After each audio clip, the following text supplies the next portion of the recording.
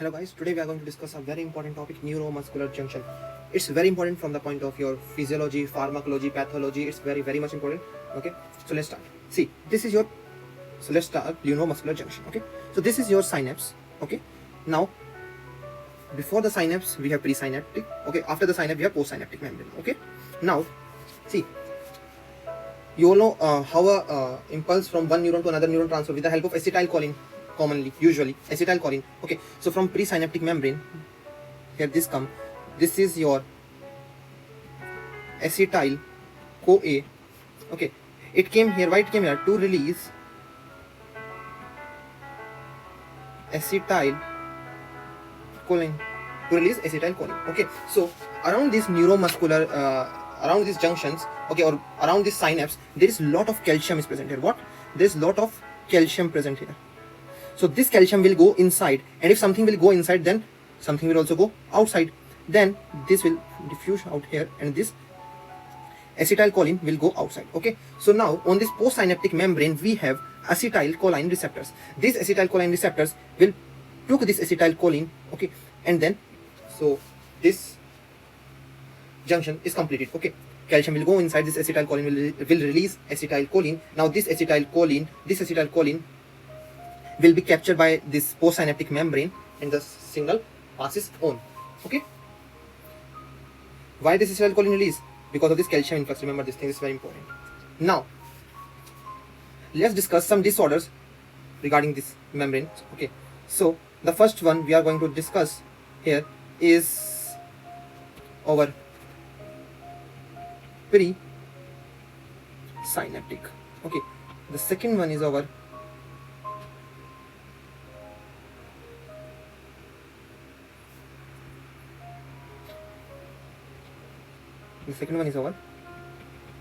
post-synaptic, and the third one is synaptic. What? Synaptic. So let's discuss the first one. This presynaptic we are going to discuss.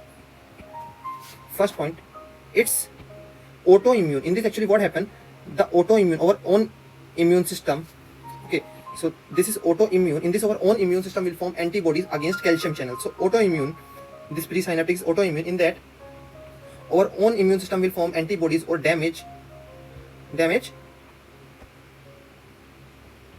calcium channel. Okay, so some examples of this are, the first one is LAM, Lambert-Eaton syndrome. Okay, what happens to okay, in this Lambert-Eaton syndrome, what happens in this basically, and it's also common for presynaptic. Okay, so they have difficulty in climbing stairs. Okay, they have problem, like they can sit very easily on a chair, but they have problem in standing up from chair. Okay, in this autoimmune, this Lambert-Eaton is done, it's common. Okay, in this also we see there is proximal, PROXIMAL, there is proximal muscle weakness, and if it's tumor associated, means if there is some problem in presynaptic and it's tumor associated, then we can also see like it's tumor associated small cell carcinoma of lung. Okay, and we also know, and it's also known as Ott cell carcinoma of lung. Okay, Ott cell, small cell carcinoma or Ott cell carcinoma if it's tumor associated. And as I already told you in this, there is antibodies against their calcium channel, as we already discussed. Where is this calcium channel? Okay, so if there is antibodies against this calcium channel, so whenever there is antibodies, then it will be of which type of hypersensitivity? Now it's of type 2 hypersensitivity. It's of type 2 hypersensitivity. Okay, and in this presynaptic, what happens if you ask them, like the person is sitting in front of you and you have to guess if it's presynaptic or what? Okay, so ask him to jump. When they will complete their jumps, they will feel better. Okay, so stimulation of muscles makes symptoms better. Okay, so after jumping or doing any exercise or any work, they will feel little bit better, these presynaptic persons. Okay, now postsynaptic. In this also there are antibodies, but in this antibodies attacks over autoimmune system. Over autoimmune means over own immune system. Auto means own, means over own immune system. In this antibodies attack acetylcholine receptors. Okay, where are these receptors present? Acetylcholine receptors post synaptic membrane. Okay, antibodies attack acetylcholine receptors. Some examples of this are like myasthenia gravis. In this also we see proximal muscle weakness, and if it's tumor associated, then we can see here thymoma, tumor of thymus gland. Okay, thymoma. And as I told you, if there is antibody, then it will be of which type of hypersensitivity? It will be of type 2 hypersensitivity. Type 2 hypersensitivity. Okay, one more thing, it's not so important here, but still it's important. How we can diagnose myasthenia gravis? To diagnose myasthenia gravis, we do one test that's important. That is edrophonium test. edrophonium, edrophonium test. Okay, to diagnose myasthenia gravis, we do this test for myasthenia gravis. Okay, and in this patient, if you ask them to jump, okay, if you want to differentiate the patient from like this presynaptic or postsynaptic, in this presynaptic, stimulation of muscles makes symptoms better. Okay, so if the person jumps and he feels better, then he have presynaptic problem. But if the patient jumps and he feels bad, more bad, and the symptoms become more worse, okay, worse means bad, then it's postsynaptic. So in postsynaptic, stimulation makes symptoms worst, bad. Okay, now this synaptic. In synaptic, there is only one type of disease, not disease, it's kind of like infection. We have infection of Clostridium botulism, Clostridium botuli, or Clostridium botuli. Okay, this Clostridium botulism, this produce what? It produce enterotoxin, and those are heat labile.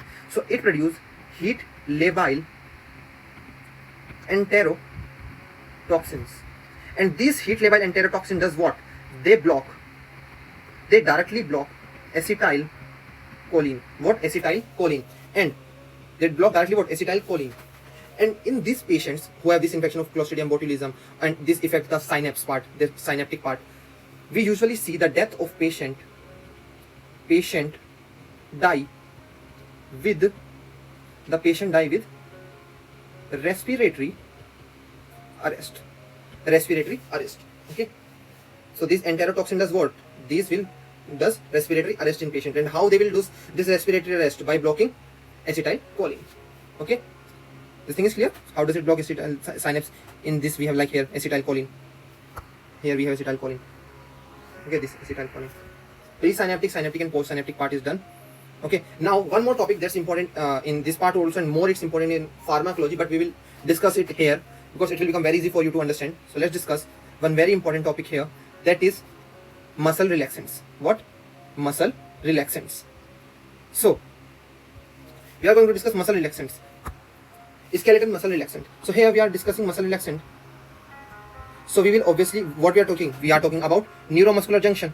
Okay, neuromuscular. So we will talk here about neuromuscular blockers.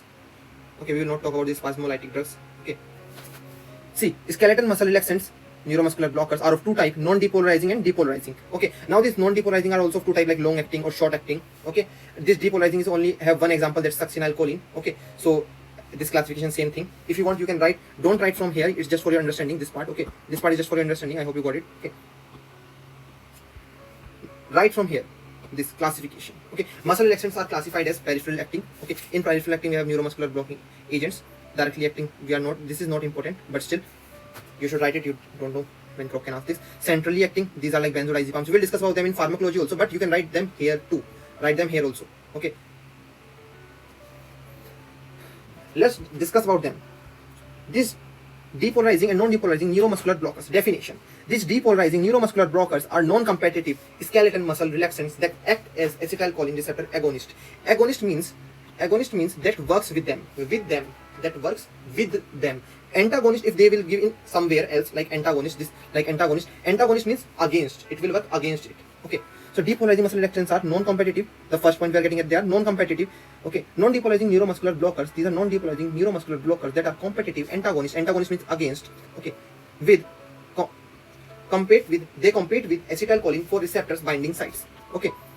So these are competitive. These are non-competitive. And they compete with what? These non-depolarizing neuromuscular blockers. These compete with acetylcholine to bind those acetylcholine receptors. Okay. They want to bind those acetylcholine receptors. These non-depolarizing. Okay. These are non-competitive. Depolarizing are non-competitive. Okay. Now, in this, just remember here the definition. This generation of action potential, yes. Here is no. Binding to the acetylcholine receptors, yes, they will bind with acetylcholine receptors, as I already told you. Okay. These will not bind to acetylcholine receptors. Okay. In this, there will be no sodium channel open, and if there is no sodium channel open, then there will be generation of action potential. Sodium channel will be open, and if the sodium channel will be open, then what will happen here? There will be no action potential. Okay. Examples: succinylcholine, okay, decamethomine, okay, tubocuranium. In this, tubocuranium, doxycuranium, these. Okay. From this part, just write this definition: action potential. Okay, this binding to acetylcholine receptors and the opening of sodium channels. Okay, that's it. Now, non-depolarizing muscle relaxants. These are of different types. Just I will give you some that you must remember. The short acting is mevocuranium. They are all curanium. Non-depolarizing muscle relaxants are curanium. In ancient or old age, people use them for hunting. Actually, with those curanium leaves. Okay, they make the paste and apply this on the tip of an arrow, and when they hit the animal, then the animal muscles will relax, and they can easily hunt the animal. Now, short acting are mevocuranium. Remember this. Intermediate acting is atracuranium. It's very important. Remember this. Okay, and the long acting is tubocuranium. Remember this. You can write all. Okay, whole of this picture. But the main, you have to remember about these three. You have to remember these three: atracuranium, tubocuranium, and mevocuranium. Okay. Now, let me tell you a very, very short summary about them. Very short summary. Depolarizing muscle relaxing drug. Okay. They does what? They does super activating and fade later. Actually, they does what? They effect, like they first super activate the muscle, but they fade later. They will take time to fade away their effect. Their effect will long last. Okay. So the example of this is succinylcholine, or we also know this by dithylenium. Okay. And as I already told you, these are non-competitive. Okay, write this part for sure. Even if you skip these images part, it's okay, but you have to write this part for sure. Okay, succinylcholine, dithylenium. Okay, they have some side effects. The side effect is, as it means side effect, they will cause hyperkalemia. Kalemia means K means here potassium, hyper means more. Okay, and they can also cause malignant, it's malignant, NANT, malignant hyperthermia. Okay. Now, let's talk about non-depolarizing muscle relaxants.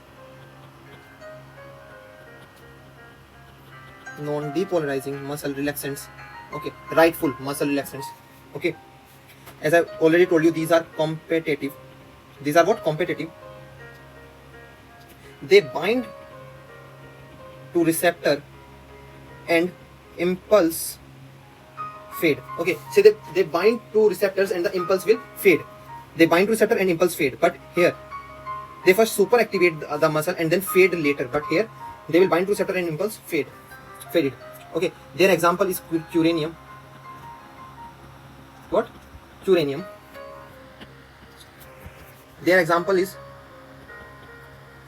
mevocuranium. Okay,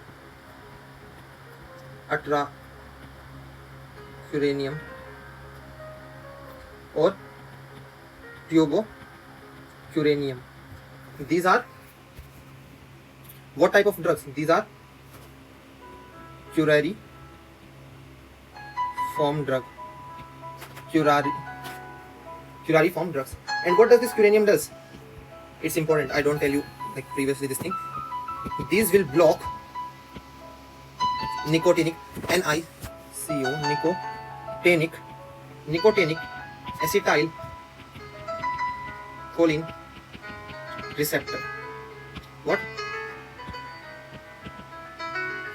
Nicotinic NiCO nicotinic acetylcholine receptors. It's very important. Okay, they block nicotinic acetylcholine choline receptors, and these curiform drugs have some side effect, and their side effect is they will release histamine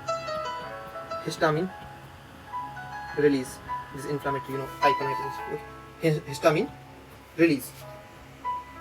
This histamine is what vasodilator and all those effects. We will discuss them later a bit also, but just remember here it will it have side effect. These curariform drugs have side effect of release histamine. Okay, so in this topic, just remember this neuromuscular junction very carefully. Remember it very well. Okay, this presynaptic, postsynaptic, synaptic thing, this clostridium botulism. Okay, there is only one thing that can affect your synaptic in between the synaptic part, and that is botulism. Remember this very much, very carefully. Okay, it's important thing. I hope this is clear. Okay, now small cell carcinoma. Small cell carcinoma is also known as oat cell carcinoma, thymoma. All of these things, clostridium. Okay, now as I already told you, you have no need to write this thing, but yeah, for sure write this all of this classification. Now here in this, from this picture, you have to write definition part. This definition for sure. Okay, this generation of action potential thing.